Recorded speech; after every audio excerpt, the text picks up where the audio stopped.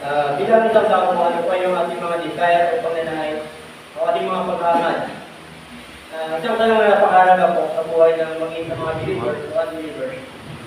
At minsan nakakalungkot ang mga naisin po natin o yung mga desire po natin ay sa halip na kalapit sa Panginoon, ito ay kalayo. Ito na ng Diyos sa ating mga buhay.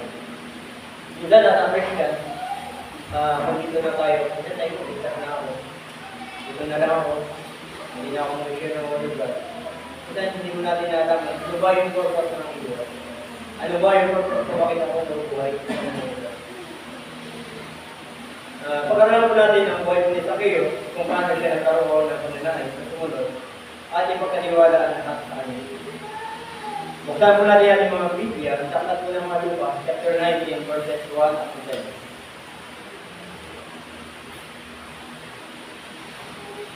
Sa verse 1, sinabi niyo doon, pumasok si Jesus sa Jericho at naglalakad sa kabayanan. May isang tao roong ang pangalan ay Zacchaeus, isang pinuno ng mga maniningil ng buwis, at siya ay mayaman. Sinikap niyang makita si Jesus upang makilala kung sino ito. Ngunit sa dami ng tao, hindi niya ito makita dahil may pandak. Kaya natakbo siyang nauna sa daraanan ni Jesus at umakyat sa isang puno ng sycamore. Pagtapat ni Jesus sa lugar na iyon, tumingala siya kay Zacchaeus at sinabi, Zacchaeus, bumaba ka agad sapagkat kailangan ko tumuloy ngayon sa iyong bahay. Verse 6, nagmadaling bumaba si Zacchaeus at tuwang-tuwa tinanggap si Jesus sa kanyang buhay. Lahat ng nakita nito ay nagulong-gulungan. Nakikituloy siya sa isang makasalanan, sabi nila. Tumayo na Zacchaeus sinabi kay Jesus, Panginoon, ipapamigay ko po sa mga mahihirap ang kalahati ng aking mga kayamanan.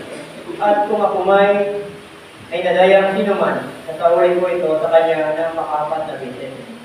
Verse 9, at sinabi sa kanya ni Jesus, ang kaligtasan ay dumating ngayon sa bayan ng ito, sapagkat anak din ni Abraham ang taong ito. Verse 10, ang anak ng tao ay naparito upang hanapin at iligtas ang naligaw. Pagparin sa kanyang mga salita, tayo po ay manalangin. Ama namin Diyos na makapangyarihan sa lahat. Pinupulit po namin yan nakila Panginoon sa araw po ito.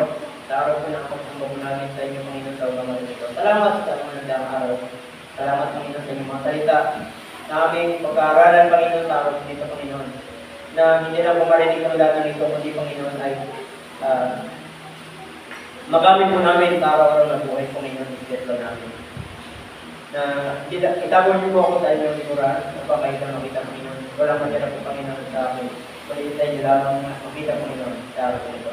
Kaya may taas at may tanghal Panginoon sa araw po ito. Salamat Lord sa aming dalangin sa kapurihan. Aming asmalan niya ito. Amen. Tatlong bagay po ang pag-aaralan po natin.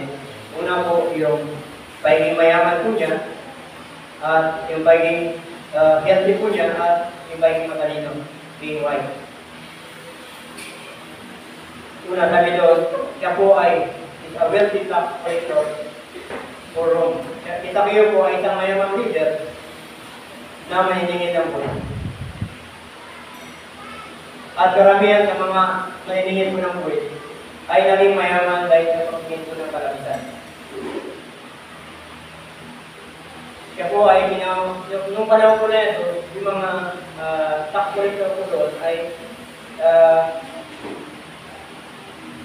galit po sa kanila, magiging mga Hudyo, dahil po sa pilitan nila pinagabayan po ng buhay. Maaaring hindi tayo maniningin ng buhay kung nagpunta po sa Zacchaeus. Subalit, maraming bagay tayo ginagawa na pagdayan po natin sa Diyos, maging katao po, kaya po natin. Ikalawa po, yung healthy.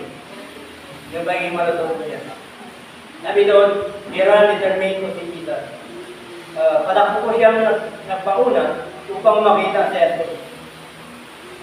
Tayo naman, mga Christian, minsan, patakbo rin tayong sumusunod sa Panginoon, pero hindi mo ba, papalapit, hindi mo pala sa Panginoon. Ito po yung watuwahan.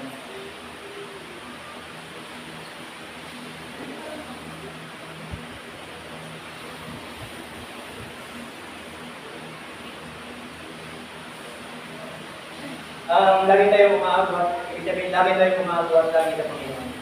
Dahil na dumigit tayo sa Panginoon kasi siya lang yung sa lahat ng ating buhay at sa Kanya rin tayo dapat lagi magtiwala.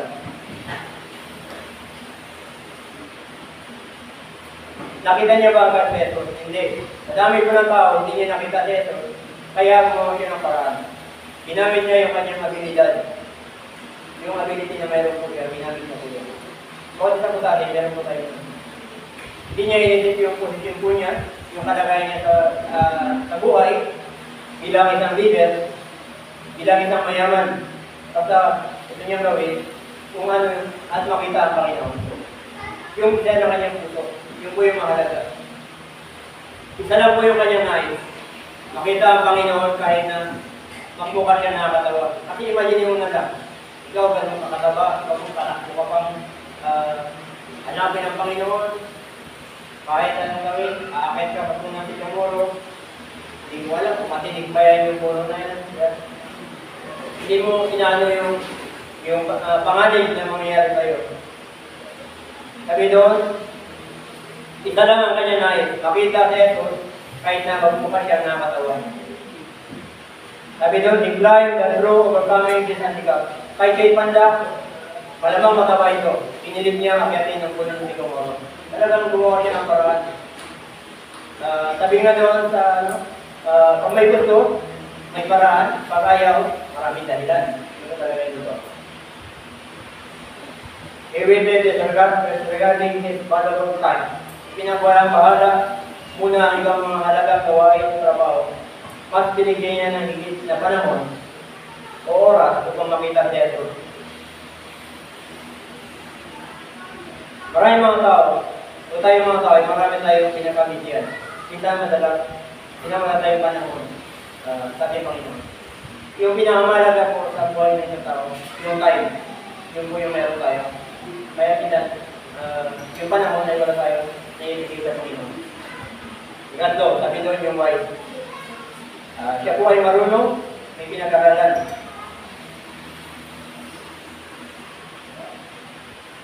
Kay isang tax collector, kailangan po siya ay maging edukado.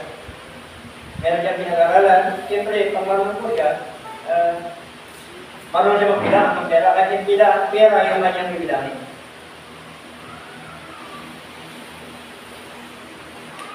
Pero nung panahon po ng pagpili ng Panginoon sa kanyang mga alagad, hindi dapat nagpili po ng mga hindi pinag-aralan. Tulad mo nila Pedro at Juan, sa Acts 4:13. Sabi po doon, sila po ay makaraniwang tao lang. Pero grabe ang ginawa ng sa kanila.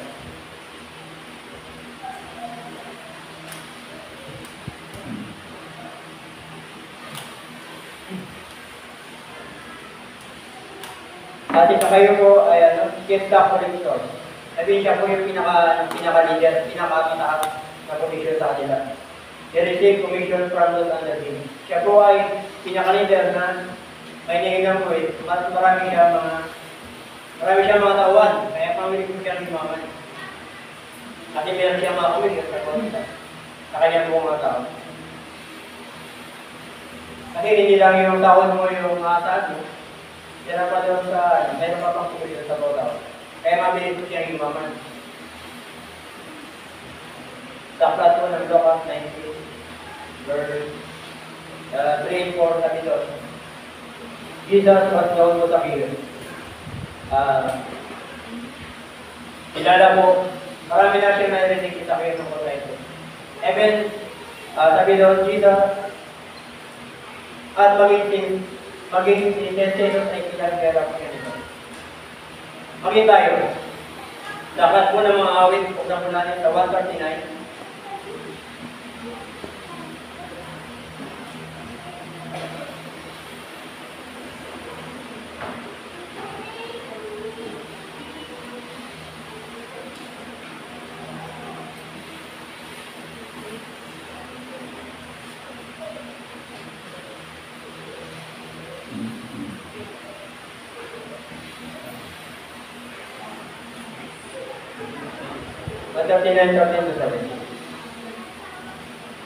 Ang anumang aking sangkap, ikaw o Diyos ang lumikha, at yan ang aking inay, inuwit mo akong bata. Pinupuri kita o Diyos, makakat ka katakutan, ang lahat ng gawain mo ay kahangang tunay. Sa loob ng aking puso, lahat ito ay nagbigintal. Ang luto ko sa katawan, noong iyon ay tumitin. Sa loob ng bahay bata, ito ay iyong napapansin. Lumalaki noong ako'y, di mo tinitingin. Ako iyong nakita na, hindi pa man bilang. Paling mo kung ilang taon ang habang ng aking buhay. Pagkat ito ay nakatitig sa aklat mo na karaan. Matagal ng palampas mo, ikaw lang ang nangyayari. Kung makita po natin, talagang alam ng Diyos maging buhay natin. Walang may tatago sa Kanya. Lahat ay hayag sa Panginoon. At alam niya rin na may kakulangan sa taong ito. Makita natin po, pag wala tayo sa buhay natin, parang may kulang sa ating buhay. Kahit makantan mo na lahat, kahit ako ka na mag-aaral, nakamit mo na ang pinapangarap mong trabaho, namit mo na yung may asawa mo, kung yun na yung may kanyang asawa mo, meron ka pa rin hinahanap. Kasi nga, si Jesus ang nagpupuno sa ating mga kakulangan. Kaya nga sabi na sa Matthew 6:33, seek ye first the kingdom of God and all the things shall be added unto you. Lahat ng bagay, bibigyan niya po sa atin. Physical, spiritual, at lahat ng bagay. At eternal na bagay. Yung buhay sa katotohanan, sabihin po, na kailangan po natin. Mag-isa kayo, kulang uhaw po siya sa katotohanan. Sa mga, isa po natin sa mga awit, chapter 42, verse 2. Para makita po natin ang ating kalagayan.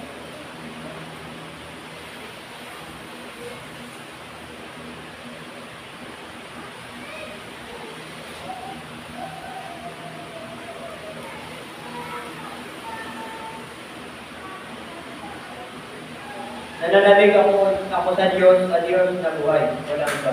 Kailan kaya maaaring nagkaroon siya po sumamba? Pagkita natin ito, kailangan ko natin talaga ang Diyos sa ating buhay. Kasi kulang pag wala ang Panginoon sa ating buhay. Kaya nga sabi doon sa aklat ng Matthew, chapter 5, verse 6, mapalad ang nagimiting makatupad sa kalooban ng Diyos. Kaya nga ang Diyos ay mayroong pangako po sa bawat isa sa atin. Sa mga nais, umahanap po sa Kanya. At iyon na po ay nasupad ko kay Zacchaeus. Mag-important na po sa atin.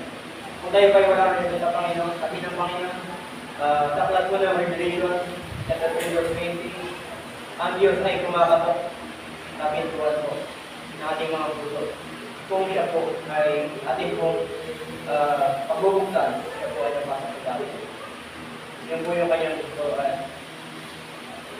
At yung plano, grabe po yung plano ng Panginoon pa lang po sa creation pa lang ng Panginoon. Sabi rin sa Ephesians, chapter 1, mula na rin kayo ng Diyos sa santuran. Meron siyang plano. Para ibalik sa ating lahat, at unang lahat, ang physical, spiritual na buhay, ay lahat ibibigay niya po sa atin. Yan din, sabi ng Panginoon, nilito niya po lahat, sabi niya, ibigyan ko kayo ng isang buhay na ganap.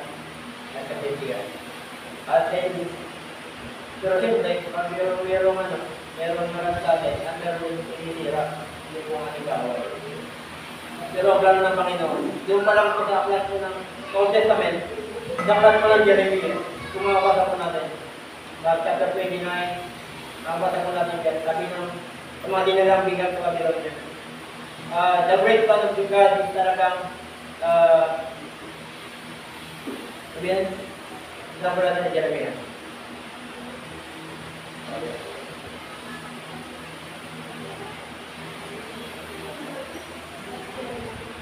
Verse 11, sapagkat natin kong lubos ang aking mga plano para sa inyo. Mga planong hindi nyo yung kasama, para sa inyong mabuti. Ito yung mga planong naglululot sa inyo ng inabukasan puno-puno ng pag-asa. Sabi ko, naging biham sila sa Babylonia. Pero ang plano ng Panginoon ay grabe ka. Gusto nila yung maging sa sa New Testament, sa lahat ng Ephesians, makita po natin yung plano ng Panginoon sa atin. Nung makilala mo ang Panginoon sa buhay mo, pupunuan niya po yun dahil yun po yung kanyang pangako. Nang likay ng Diyos ng Panginoon.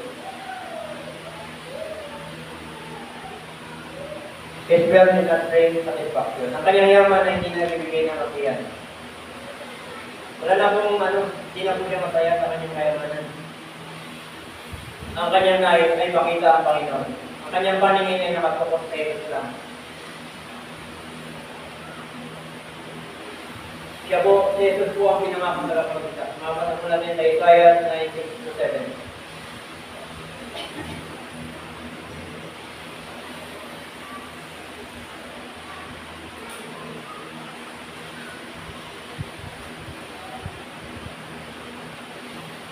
Sapagkat hinilang ang isang sanggol na lalaki para sa atin. Ibinigay sa kanya ang pamamahala at siya tawagin kahangang tagapayo o kapangyarihan ng Diyos. Walang hanggang ama, pero hindi namatay pa.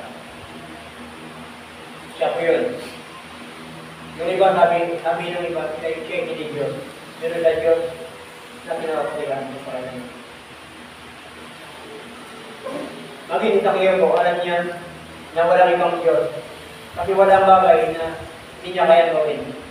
Kung Jesus, kung ang ama ay bubuhay na patay, kaya si Jesus bubuhay kung siya napatay. At siya po napapatawad din ng kasalanan ng Panginoon Diyos.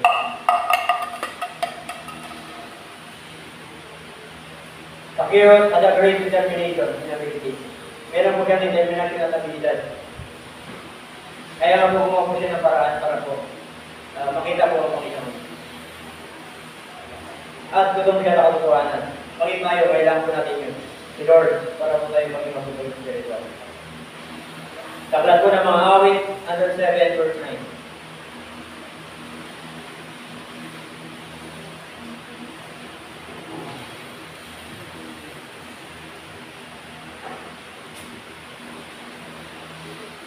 Mga nauuhaw ay pinapainom upang masiyaan. Mga nauutom ay pawang nagtulog ng mabuting bagay.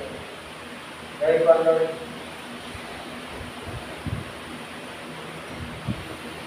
kung gusto mong mabusog ka talaga yung spiritual, kailangan mo talaga ang Panginoon. Maraming mga taong nakanta na ilalakas pero hindi ko rin sa kasaya. Dahil kailangan mo ang Panginoon. Maging tayo, kailangan mo natin lagi ang Panginoon sa aming buhay. Right in its omniscience but ready to save me. Yung wala hanggang karunungan ng Diyos. Wala na Diyos ang lahat sa Kanya. Maging sa atin, mag-iisip ka ngayon. Kasi dali, natanggapin siya. Alam niya, tarik niya lahat sa atin. Eh wala din sa Kanya. Kung gaano ka o kayo ang buhay natin, alam niya. Kaya nga sinagilid sa kayo kasi alam niya na kailangan niya ng kaligtasan ng Panginoon. God does not give that one from the blessed. Ayaw ng Diyos na mayroong mapahamak na kaluluwa.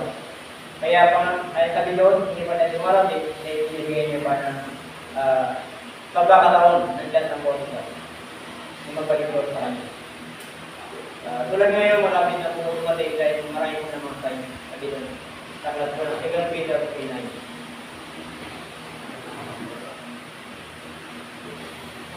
Saklat po ng 2 Thessalonians 16, buksan mo natin, Zacchaeus was sold for his diligence.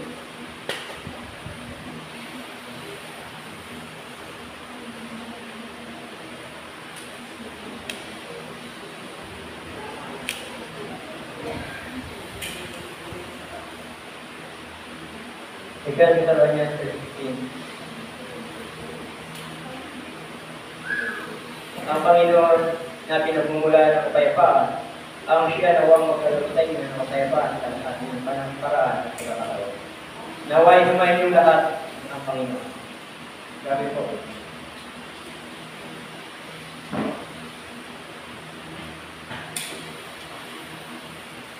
Naghanap siya ng kapayapaan sa kanyang sarili at tanging sa Diyos ay lang ito natagpuan. Makapasakin po natin yan sa Matthew 11:29. Sabi doon, lumapit niya sa akin kayo mga lahat na ibigan ng lupa ng mga kapatid at ibigyan kayo ng kapatid ng alam. Yung po sa aklat ng Matthew 11:28 na ibigyan ng lupa. You want contentment of soul. Putuloy ng confidence, pakuntintuhan ng kanyang kaluluwa. Hindi na po yung pera, hindi na po yung kanyang kayamanan. Kasi sabi doon, ang ating pera, hindi kayang hindi po yung ating kapanatagan ng ating mga kaluluwa. Sa panahon ng ating pananampalataya. Hindi na kaya bibigyan o bayaran ang kapahingan sa ating pananampalataya. Maging ang buhay natin. Kaya ba natin ito bayaran? Kasi kung meron lang kayang bayaran po yung buhay, parang kulang na hindi natin ito.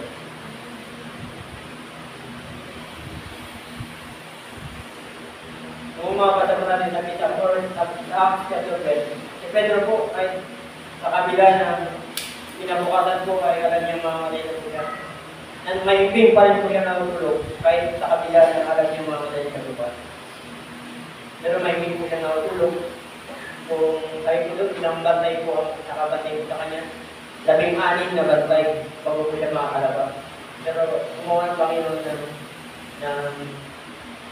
ng himala para po siya makatakas po sa panahon po.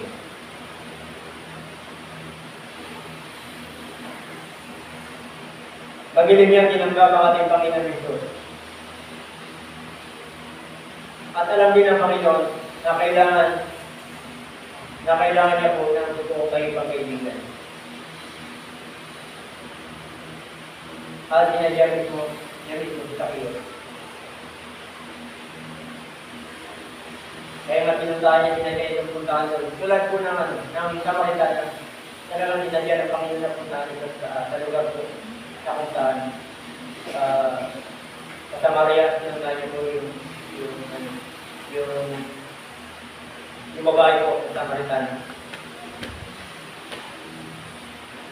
At tinanggap niya si Jesus na may punong-puno ng galak sa kanyang puso. Yung nag-umapaw po. Nakagalakan po sa kanyang puso. Kailan mo ito naramdaman? Kami sa akin po, naramdaman ko ito na naramdaman ko po talaga na kaya ng Panginoon. Parang hindi mo kaya. Tulad ito ng isa natin. Kabataan. Mga kabataan.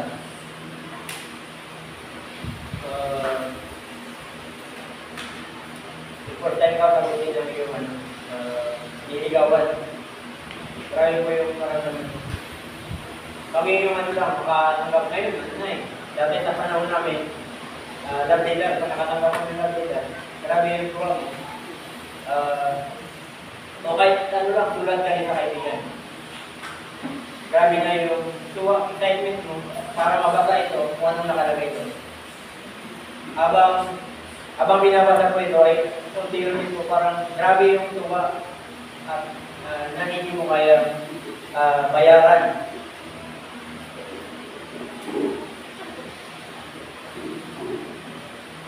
Sa mga naman, ngayon kasi text message, love message, sa Facebook, lahat.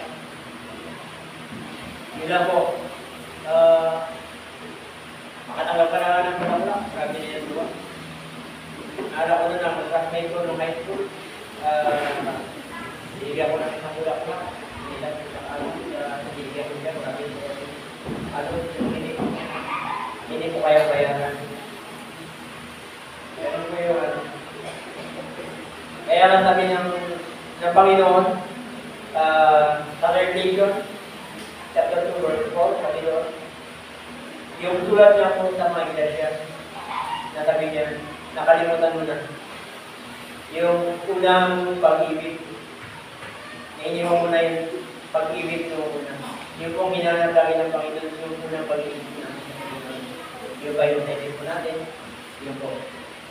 Sigurado daw po, kahit mahal naman natin ng Panginoon, sigurado daw po, unang nang pinatay ng Diyos. Sa 1 John 4:19, sabi ng Panginoon, una katatayan niya tayo minahal. Kasi ang Diyos po talaga, siya po ay pag-ibig.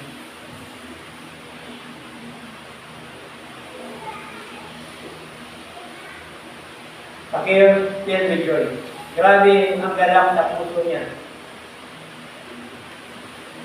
Kayo kaya may galak pa rin kayo sa ating mga puso. Filled with wholeness, Evening joy. Yung kanyang yaman, hindi na po nagpapasaya sa kanya. Nagbayad, nagbago na po niya ng kanyang priority. Yung priority niya po, nagbago na. Kaya nga sabi doon, sa kayo po, ay handa niya po, ibigay po yung kanyang kayamanan. Yung kanyang yaman, handa niya pamahagi sa platform sa first aid. Sabi doon, yung kalahati ng kanyang kayamanan, at kung mayroon po siyang nadaya, ika-4 times niya po yung babalik.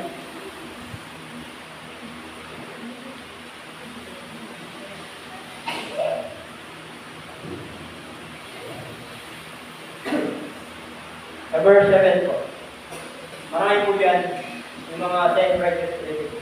Sila yung mahinig po mamuna, ang husga, patay po natin. Sa verse 7.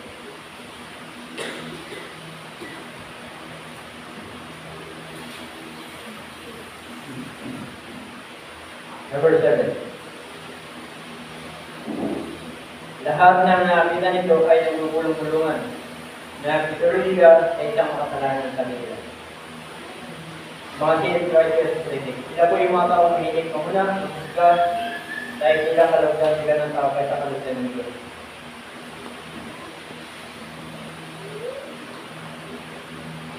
Okay sa atin, pag tayo po naging Christian, ano ba unbelievers tayo? Ganito po yung religious natin, bago nakilala mo ang Panginoon sa tingin mo. Hindi ka ba uhusga, hindi po siguro mga mahal mo sa buhay, magulang, kapatid, uhusga ka po sila. Kahit pinili mo po yung tama, galit pa rin sila. Kahit totoo na natapuan ng Panginoon, galit pa rin.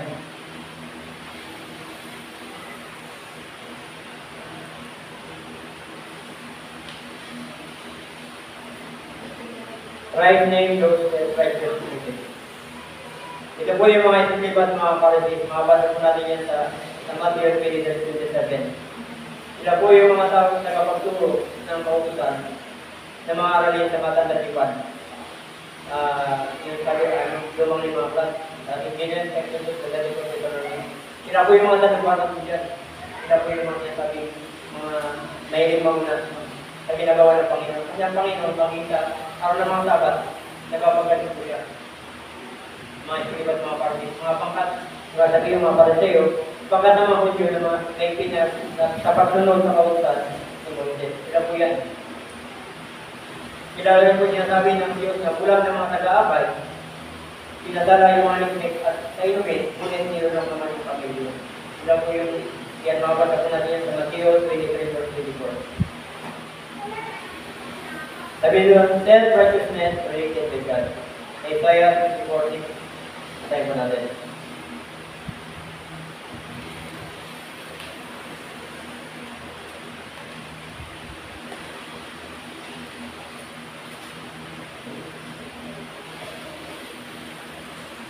Dadayo'y naging marumi sa harapan ng Diyos. Ang mabuting gawa natin, maruruming patahan ang kasulat. Nahalanda tayo lahat gaya ng mga daon. Minatangay tayo ng malakas na hangin ng ating kasamaan. Totoo po yan. Kaya nga po, lahat po ay rejected sa Panginoon. Ang kailangan po natin ay ang ganap na katuwiran at sa Diyos lang po natin yung tumatagpuan. Yung ganap, yung lubos, yung katutuan, ay kailangan po yung ganap at lubos ng Diyos po. Kaya siya po yung Diyos na yung nakalala. At ang Diyos po ang gumawa ito sa atin. Yung kailangan po natin, pinawapin ng Diyos, siyempre ko ng bayan. Kung niya itong binigay sa atin. Yun lang ako, tatanggapin natin. Sabi doon, Roma 23, yung libreng kaloob ng Diyos. Libreng kaloob ng Diyos na walang bayan.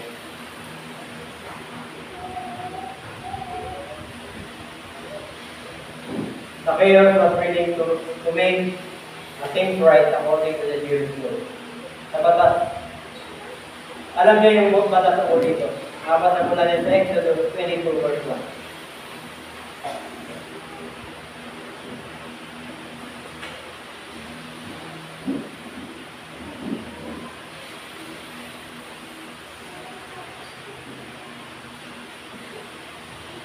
Sabi doon, kapag ang isang tao nagnakaw ng baka o tupa, ito'y pinatay o pinabili, papalitan niya ito, 5 ang kapalit sa isang baka, at 4 naman ang isang tupa. Alam niya po yung batas ko dito. Ibig sabihin, alam niya niya kakala, alam niya na may pagkukulang.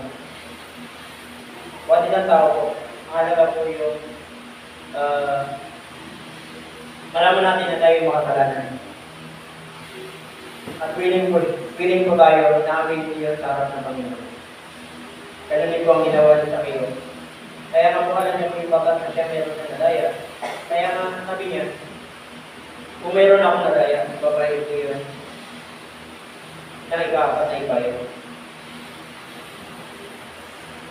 At willing po siyang ibigay ang kalahati po ng kanyang kayamanan sa mga lupa. Sa ibang part ng lupa, yung mayaman ko doon, nalungkot yun kasi sabi ng Panginoon sa kanya, ibabigay ko sa mga lupa ang mga kayamanan. So sa kanya, willing po siya na ibigay po yung kanyang yaman, yung kalahati ng kanyang yaman para papalit ang Panginoon. We tend to resort to call anyone has wrong. Kung meron siyang nagaya, ikapat na ipayo niya yung lupa ng sarili ko ito kayo. Tayo rin naman hindi tayo nag-correct sa kayo, iba rin ang matayo natin. Paano natin may gagaling ang purpose na sabihin ikapat na ipayo sa ating paglilingkod sa Panginoon. Ang totoo po, lagi tayo nakukulang sa Diyos. Minsan, lusin naman sa Pado, atin naman. Yung madalas, minsan, isang araw, nakukuha pa rin natin yung araw ng malagay tayo. Sabi po ni Apostol Pablo sa Filipos 1:20, na kanyang pinakananais. Usapan natin.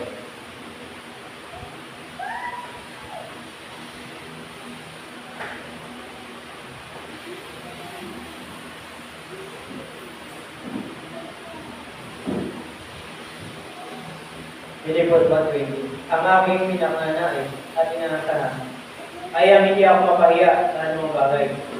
Hindi sa lahat ng panahon at lalo na ngayon ay buong tapang kong maparangalan si Kristo sa buhay ng sa kamatayan. Lagi po, iba po yung puso ko na Panginoon Kapitol Pablo. Sa Roma 9:3.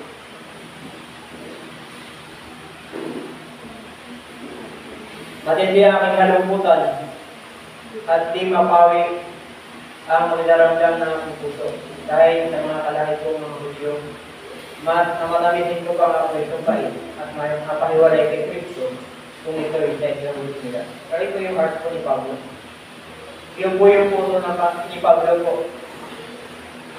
Wala din po ng puso ng Panginoon. Ibalik sila po. Kaya po natin,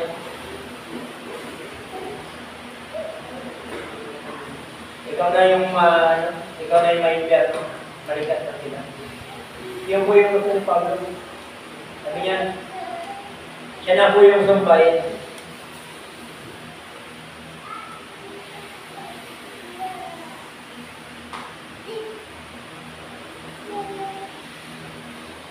Mas nanaisin ko pa, mas mamatamisin ko pa ako isumpain at makaliwalay kay Kristo.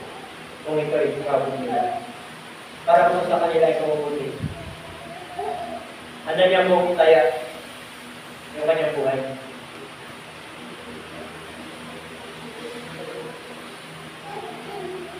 Sa verse 9 po ng Lucas, sabi doon, 19 verse 9.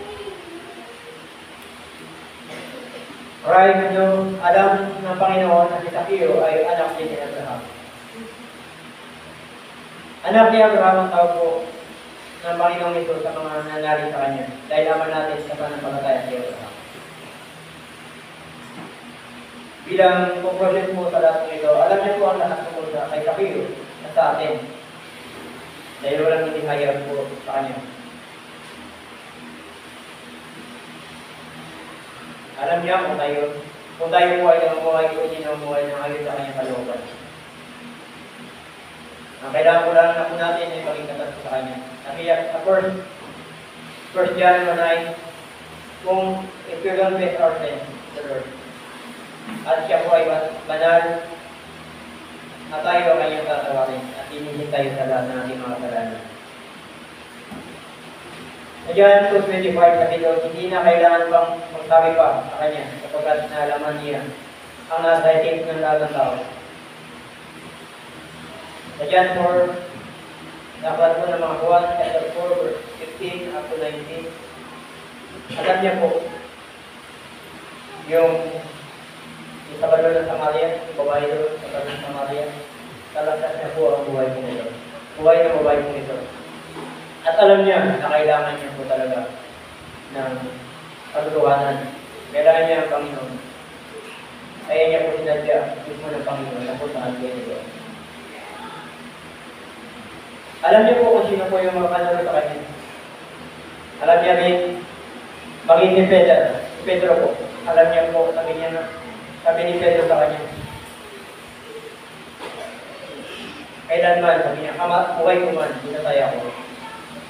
Hindi mo kayo kakaila. Pero sabihin ni tinatay ako ang buhay ko. Pero sabihin ng Panginoon, bago ito meron, sabihin mo, sinabi ng Panginoon sa kanya, bago ito milaw ang manok, katulog mo ako sa kaila. At yun po ang nangyari. Makapasa mo natin sa John 13:13. Sa mga humahanap sa kanya, sa ating Panginoon, makakalapin natin ang Panginoon. Sa verse 10, sinabi niya, naparin daw kung hanapin at hindi sa mga nito. Pag-isa ngayon, sa kayo ay sinadya niyang puntahan. At kawabayin at muna si Kumaro. Sabi doon, ang Diyos ay lagay kong lagay niya sa mga taong magpumalisa. Kung saan po natin sa Mateo ay lagay 28 ang lugar. Pumunta mo rin ako.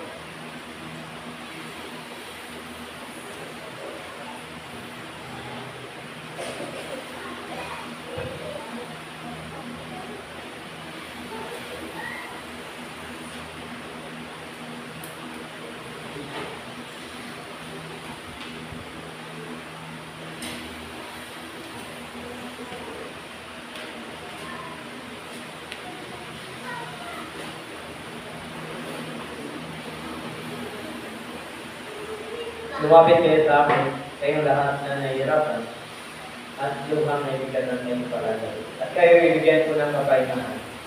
Pasanin niyo aking pamatok, matuto kayo sa akin, sapagkat ako'y maamo, at may mga balo. Makatagpo kayo sa akin kapahingahan, sapagkat madaling natin ang aking pamatok, at magaan ang pasanin at ibigay ko kayo.